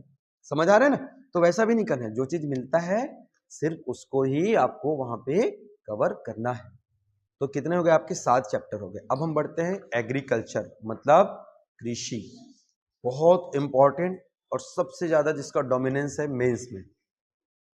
इस बार तो इतना ज्यादा था, आपको जान के आश्चर्य होगा, 28 नंबर खाली कृषि से पूछा है आपको। कितने नंबर का होता है ज्योग्राफी? 50 का। कितने क्वेश्चन आते हैं?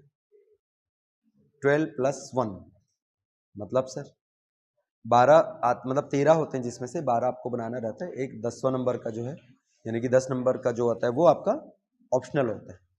तो इन्होंने क्या किया, 10 नंबर का क्वेश्चन किसका दिया, कृषि से दिया। 8 नंबर का क्वेश्चन किससे दिया, कृषि से दिया। 8 नंबर का एक और क्वेश्चन किससे दिया, कृषि से दिया। हाँ अभी निकाल लो, 8 और 8 16, 16 और 10 26। तो भी इसको चैन नहीं था, एक और क्वेश्चन दिया था 2 या 4 नंबर का, 2 नंबर का किससे दिया, कृषि से दिया। जैसे बता रहा हूं, 2 नंबर का क्वेश्चन आया था अलसी तेल के बहुआयामी उपयोग। लेकिन मजेदार होते हैं। अब भाई वो अलसी तेल बोले, चाहे सरसों तेल बोले, चाहे जो भी तेल बोले, उस तेल का उपयोग तो लगभग 90% सब में सेम होता है। अब बस इतना समझना कि वो एडिबल है या नहीं। एडिबल मतलब खाने वाला। अलसी तेल खा सकते हैं, बिल्कुल खा सकते हैं भाई। अलसी खाते हैं ना, तो अलसी तेल को भी खा सकते हैं। सरसों खाते हैं, सब्जियों में डालते हैं, तो सरसों तेल से भी आप बना सकते हैं। एडिबल ऑयल का मतलब जिसको आप खाद्य के रूप में, अब खाने का मतलब से ढोकर ढोकर पीने की बात नहीं हो रही है ना। मतलब हो रहा है कि भाई आप उसको मतलब उसमें सब्जी बना रहे हो, पकौड़े तल रहे हो, या जो भी कर रहे हो, कहने का मतलब ये होता है ना। जैसे कि एक तेल आता है गांव साइड, आप जाके कभी देखना, जिसको बोलते हैं अंडी तेल बोलते हैं, सुना है? अंडी की अरंडी क्या होता है, जो भी होता है वो चीट वाला टाइप का जो रहता है। अब उसको तो आप नहीं, एडिबल नहीं है ना वो। या मैं बोलूं मिट्टी तेल, एडिबल तो नहीं है ना। ये सब एडिबल नहीं है। ये सब कैसे हैं तुम्हारे, ये कैरोसिन वाली कैटेगरी में आ जाते हैं। तो आपको पता नहीं चाहिए हाँ एडिबल है, yes you can do it, आप इसको यूज कर सकते हैं। अब इसे आ गया Himgange, it's it's it's edible और नॉट, नहीं है ना भैया, ये एडिबल नहीं है ये, ठीक है ना, इसको आप यूज नहीं कर सकते। तो एडिबल का मतलब किसी भी रूप में आप उसको इंटेक के रूप में यूज करते हो। तो मैक्सिमम एडिबल जो ऑयल्स होती हैं, आप उसका उपयोग अपने बॉडीज में भी करते हो। जैसे नारियल तेल, उसको आप इंटेक कर सकते हो, पी सकते हो, कोई दिक्कत नहीं है। मतलब थोड़ा बहुत 1 आध चम्मच अगर उसको इंटेक एज अ मेडिसिन अपन इंटेक करते हैं, उसको कहीं किया जाता है उसको, ठीक है ना। आप नारियल तेल को बॉडी पे भी आप लगा सकते हैं, सरसों तेल को बॉडी पे भी लगा सकते हैं, इसको आप बॉडी पे भी लगा सकते हैं। स्क्रबिंग जो होता है, स्क्रब, जैसे छत्तीसगढ़ में एक परंपरा, छत्तीसगढ़ क्या पूरे इंडिया में है, तेल हल्दी बोलते हैं हम लोग, सुना है ना। शादी के दौरान जो होता है वो क्या होता है, तेल हल्दी एक साथ होता है। कभी भी देखना शादी का कार्ड में देखना, उसमें लिखा रहता है तेल हल्दी, ऐसा खाली हल्दी नहीं होता आजकल। लेकिन फैशन वाले लोग खाली हल्दी हल्दी करते हैं भाई। हल्दी के साथ हमेशा तेल अप्लाई किया जाता है, एक्चुअली वो स्क्रबिंग होती है, पता है आप। मतलब दुनिया में एकमात्र काम जख्म के पहले हल्दी लगाया जाना, वो कब होता है, शादी के टाइम होता है, ठीक है ना। बाकी हल्दी कब लगता है, जख्म के बाद। एकमात्र होता है जो जख्म के पहले लगाया जाता है। तो ना खाली हल्दी कभी नहीं लगाना। आजकल लोग बोलते हैं ओ माय गॉड मैं हल्दी लगाई अपनी शादी में, देखो मेरी स्किन में क्या हो गया। भाई तुम हल्दी लगा रहे हो, तेल तो तुम लगा ही नहीं रहे हो, समझ रहे हो। तुम यार तेल नहीं लगाओगे तो कैसे होगा। तो तेल और हल्दी साथ साथ मतलब कॉम्बिनेशन होता है ना। जैसे मैं बोलूं चाय, उसमें शक्कर ना डालो, दूध और चाय पत्ती को उबाल के दे दो, पी लोगे क्या। तो शुगर फ्री वाले लोग पीते होंगे, भाई मैं तो नहीं पी सकता। या सिंपल शक्कर और दूध डाल दिया, चाय ही नहीं डालो, पी लोगे क्या, नहीं ना। तो कॉम्बिनेशन चाहिए आपको। एमसील सुना है, एमसील देखा है, नहीं देखा तो दुकान में चले जाना, भैया एमसील दिखाओ, देख के छोड़ देना वापस, ठीक है। फिर वही, तो एमसील में 2 चीज होता है, आप व्हाइट को भी नहीं लगा सकते, आप सिर्फ ब्लैक को भी नहीं लगा सकते, दोनों लगाना ही पड़ेगा, तब जाके चिपकता है और बहुत अच्छा होता है। 10 रुपए में मैं बोलता हूँ कि बहुत अच्छी खोज की गई है। भाई मेरे टंकी, जो बड़ा टंकी होता है ना घरों पे 1000 लीटर का, मैं टंकी रिप्लेस करने वाला था, एक ने मुझे सजेशन दिया यार एमसील लगा के देखो, साल भर हो गया चल ही रहा है बढ़िया 10 रुपए में, सोचो मैं कहाँ चेंज करता उतना महंगा, है ना। तो एमसील बहुत अच्छा। तो उसमें आपने क्या किया, दोनों चीज को क्या किया आपने, चिपकाया। वैसी तेल और हल्दी दोनों को करना पड़ता है, तभी आपके जाके काम होता है। तो उसको हम बोलते हैं स्क्रबिंग या उबटन कहते हैं, क्या बोलते हैं, उबटन या स्क्रब। तो ये सब क्या है, उपयोग है तुम्हारे किसके, तेल के। तो अगर आपने नहीं भी पढ़ा है तो ये सब चीजें लिखनी है आप। ये किसके उपयोग हो गए, ऑयल के। अब से क्वेश्चन आ गया कृषि में निर्यात, भारत में खाद्यान्न में निर्यात की स्थिति, ये कितने नंबर का आया था तुम्हारे, 10 नंबर का क्वेश्चन आया था। तो निर्यात है, खाद्यान्न है, मतलब कौन सा पार्ट हुआ बेटा, ये कृषि हुआ। फिर एक क्वेश्चन है श्वेत क्रांति, 8 नंबर का है। कृषि मतलब पशुपालन, दोनों को एक साथ पढ़ना है आपको। इसमें कृषि है, पशुपालन है, सब एक साथ पढ़ना है। तो कितने का हुआ ये 8 नंबर का क्वेश्चन, अगेन कृषि वाले से हुआ। फिर एक क्वेश्चन आया मोटे अनाजों का महत्व, मिलेट्स क्यों आ गया, क्योंकि 2023 कौन सा ईयर था, मिलेट ईयर था। समझ आ रहा है? तो देखो 8 8 10 और 2, कितना नंबर काउंट कर लो तुम, 8 8 और 16, 16 और 10 26, 26 और 2, बताओ मजाक है यार ये। मतलब पूरे 9 चैप्टर से तुम अदर, और खाली एक चैप्टर से तुमने 28 नंबर का दिया। समझ आ रहा है? तो जो पेपर बनाने वाला होगा विशेष लगाओ होगा उसको कृषि से, और हमेशा आता है, बड़े बड़े क्वेश्चन यहाँ से हमेशा दिए जाते हैं। इसके बाद हम यहाँ पर देखने वाले हैं कृषि के बहुत सारे टाइप देखेंगे, लाइक कि भाई तुम्हारे खरीफ क्या होती है, रबी क्या होती है, जायद क्या होती है। फिर हम अलग अलग लाइक खाद्यान्न देखेंगे, चावल के कौन कौन से एरिया हैं, गेहूं वाले कौन कौन से हैं, दलहन वाले कौन कौन से हैं, तिलहन यानी कि ऑयल सीड्स कौन कौन से, ये सब देखेंगे। फिर हम क्रांति देखेंगे, कौन सी, 1857 नहीं, वो तो क्रांति पढ़ चुके तुम लोग। तो कौन सी क्रांति, हरित क्रांति, श्वेत क्रांति। अच्छा सिलेबस में 3 ही क्रांति है, ये बढ़िया आपके लिए। कौन कौन सा, व्हाइट है, ब्लू है, और आपका ग्रीन है, हरा है, सफेद है, और आपका नीला है। बस इतना ही पढ़ना है आपको। फिर हम देखेंगे आधुनिकीकरण, मॉडर्नाइजेशन, क्या क्या अपन टूल्स अपन यूज करते हैं वो सब हम वहां पे देखने वाले हैं। उसके बाद हम यहाँ पर देख लेंगे कि कृषि के और अनेकों समस्याएं, प्रॉब्लम्स, सिलेबस में है आपका। भारतीय कृषि की जुड़वा समस्या क्या क्या, सूखा और बाढ़, पानी ज्यादा गिरे तो भी समस्या, पानी कम गिरे तो भी समस्या, टाइम पे पानी ना गिरे तो भी समस्या, टाइम पे पानी मतलब ज्यादा गिर जाए तो भी समस्या। जैसे लास्ट ईयर हुआ था, फरवरी मार्च अप्रैल पूरा बारिश में चला गया, रबी फसल बर्बाद हो गया। तो ये सब हम देखने वाले हैं किसमें, एग्रीकल्चर में। उसके बाद आता है आपका इंडस्ट्री, उद्योग, 9वां चैप्टर। प्रीलिम्स में परिवहन आएगा आपका, मेंस में परिवहन आपका नहीं है। तो जो ट्रांसपोर्टेशन पढ़ाऊंगा मैं किसके हिसाब से पढ़ाऊंगा आपको, प्रीलिम्स के हिसाब से। अब आपके लिए क्वेश्चन है, आप मुझे बताना कि सर ये आपके पास कुछ नेशनल हाईवेज हैं, national highway 43, national highway 56, national highway 67, national highway 69। हमारे पास कितने हैं, 4 नेशनल हाईवेज हैं, ठीक है ना। आप मुझे बताओ इनमें से कौन सा नेशनल हाईवे है जो आपका नॉर्थ से साउथ है, उत्तर से दक्षिण है। छत्तीसगढ़ में कहाँ है जी ये सब तो बाहर है। इनमें से कौन सा नेशनल हाईवे है जो उत्तर से दक्षिण है, आउट ऑफ द बॉक्स सोचो, थोड़ा सा आउट ऑफ द बॉक्स सोचो, थोड़ा सा दिमाग यूज करो, आंसर आ जाएगा। उत्तर से दक्षिण, इधर देखो ना बेटा, 43, 56, 67, 69। थोड़ा सा आउट ऑफ द बॉक्स सोचो, क्या यूनिक दिख रहा है इसमें।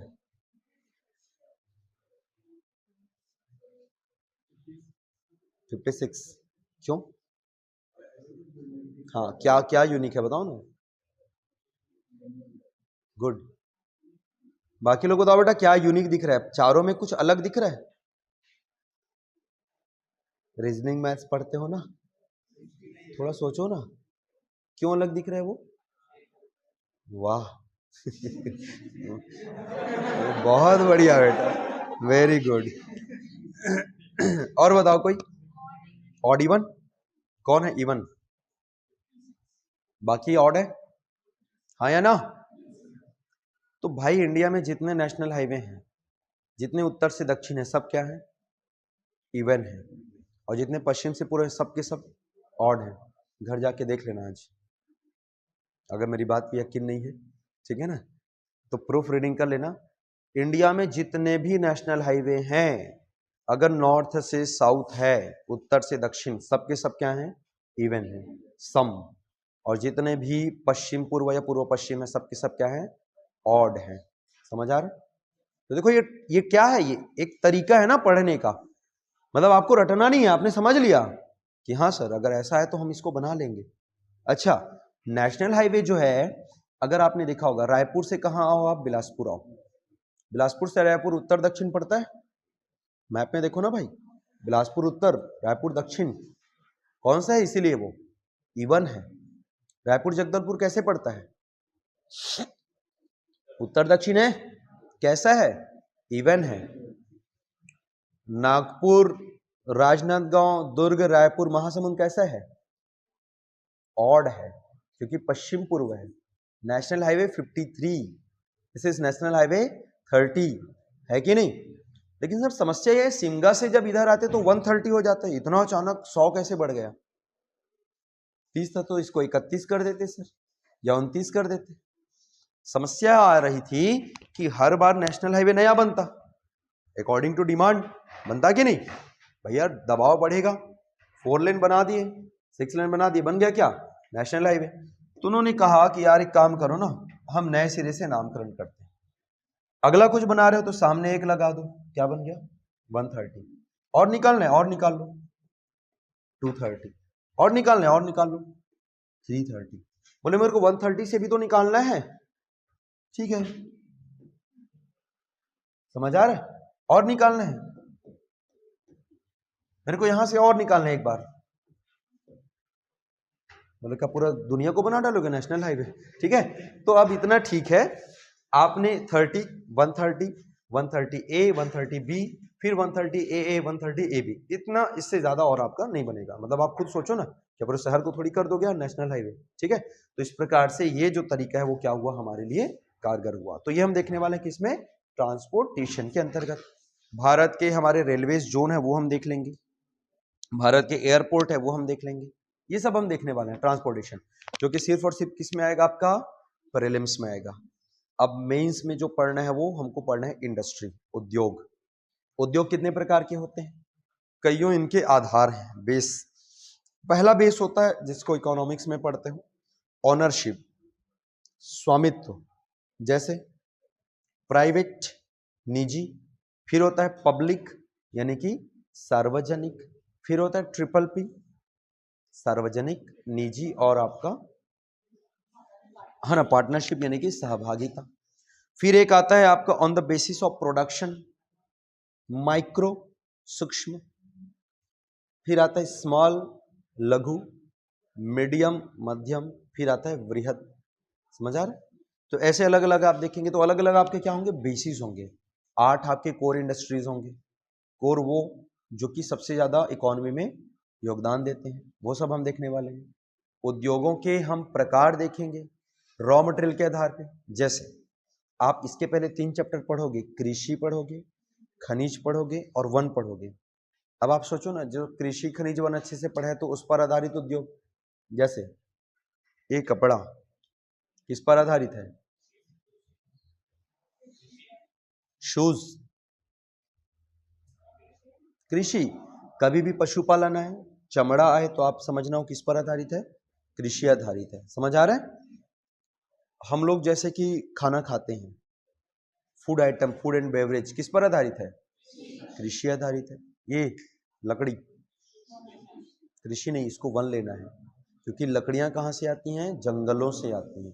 तो कौन सा आधारित हुआ ये, पेपर वन आधारित है। समझ आ रहा है?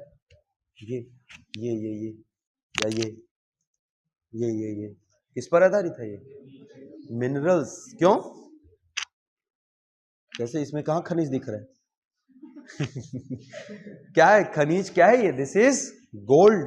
तो जो गोल्ड है, जो आयरन है, ये सब किस पर आधारित है, खनिज आधारित है। समझ आ रहा है ना? तो खनिज हो गया, कृषि हो गया, वन आधारित हो गया, तो ये सारी चीजें आपको पढ़नी होंगी। समझ आ रहा है? उसके बाद हम लोग देख लेंगे कि भाई हमारे औद्योगिक नीति कौन कौन सी है, इंडस्ट्रियल पॉलिसीज कौन कौन सी है। हम लोग देख लेंगे शॉर्ट में एलपीजी बोले तो, हाँ वो एलपीजी गैस वाला नहीं ना, ठीक है, यानी कि आपका उदारीकरण, निजीकरण और आपका वैश्वीकरण, ये सब हम देख लेंगे। तो ये सब उद्योग के अंतर्गत आपको पढ़ना है।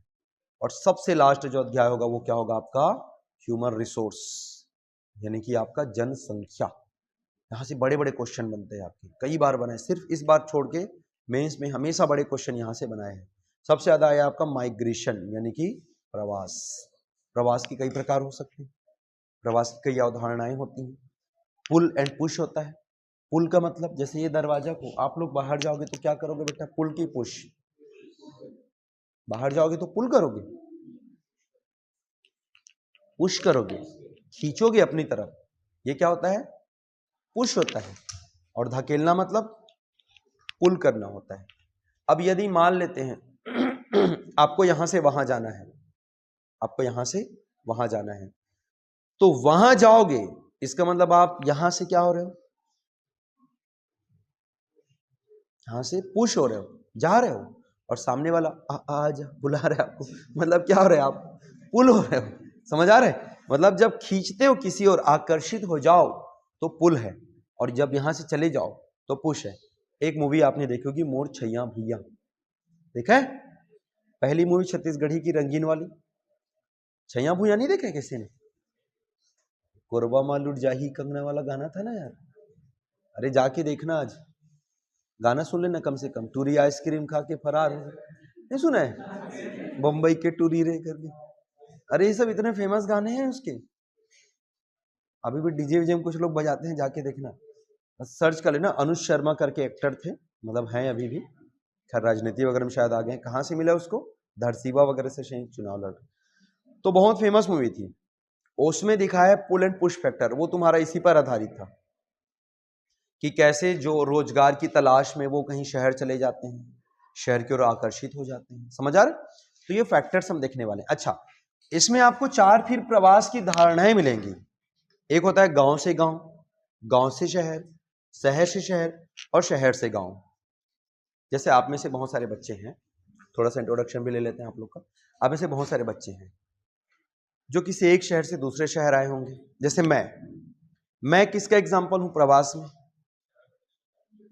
शहर से शहर, मैं भिलाई से यहां आया जॉब, मतलब ठीक है दुर्ग में था मैं पहले, दुर्ग भिलाई तो ऑलमोस्ट सेम है, फिर मुझे बोला गया कि नहीं यहाँ पे ज्योग्राफी पढ़ानी है, वी नीड अ टीचर, बोला ठीक है, तो दुर्ग से मैं यहाँ आया, समझ आ रहा। So I am example of migration from one city to another city, तो शहर से शहर।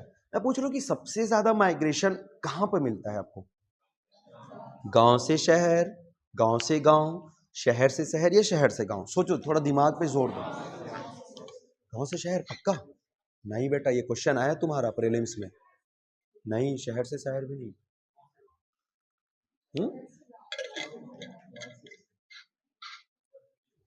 गांव से गांव कौन बोला, कैसे बेटा, हाँ सही बोल रहे हैं,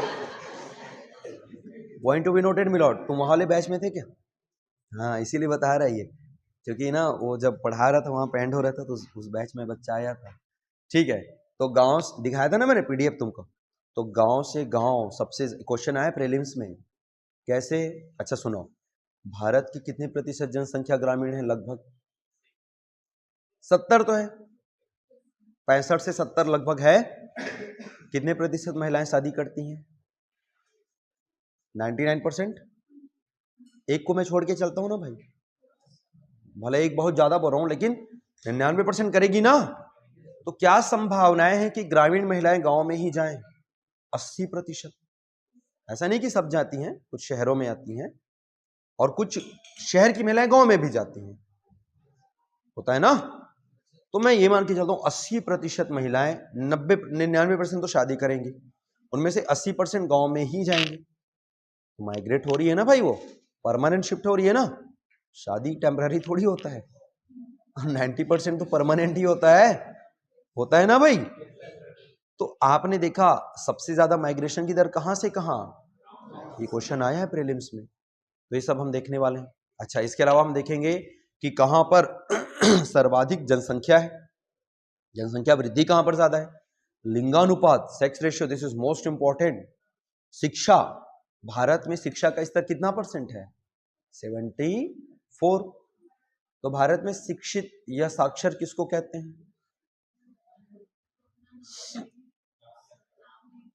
बस सिर्फ लिख सके, सिर्फ नाम लिख पढ़ सके। सुनिए, भारत में 7 वर्ष से ऊपर का वह व्यक्ति जो किसी भी भाषा में लिख और पढ़ सके, बोल सके नहीं, बोल तो अनपढ़ लोग वैसे भी लेते हैं, अंगूठा छाप लोग, बड़े बड़े नेता लोग संसद में जाके बैठे है ना, तो लिख और पढ़ सके वो कौन है? साक्षर। स्कूल जाए ना जाए डजंट मैटर, क्या कर सके? लिख और पढ़ सके।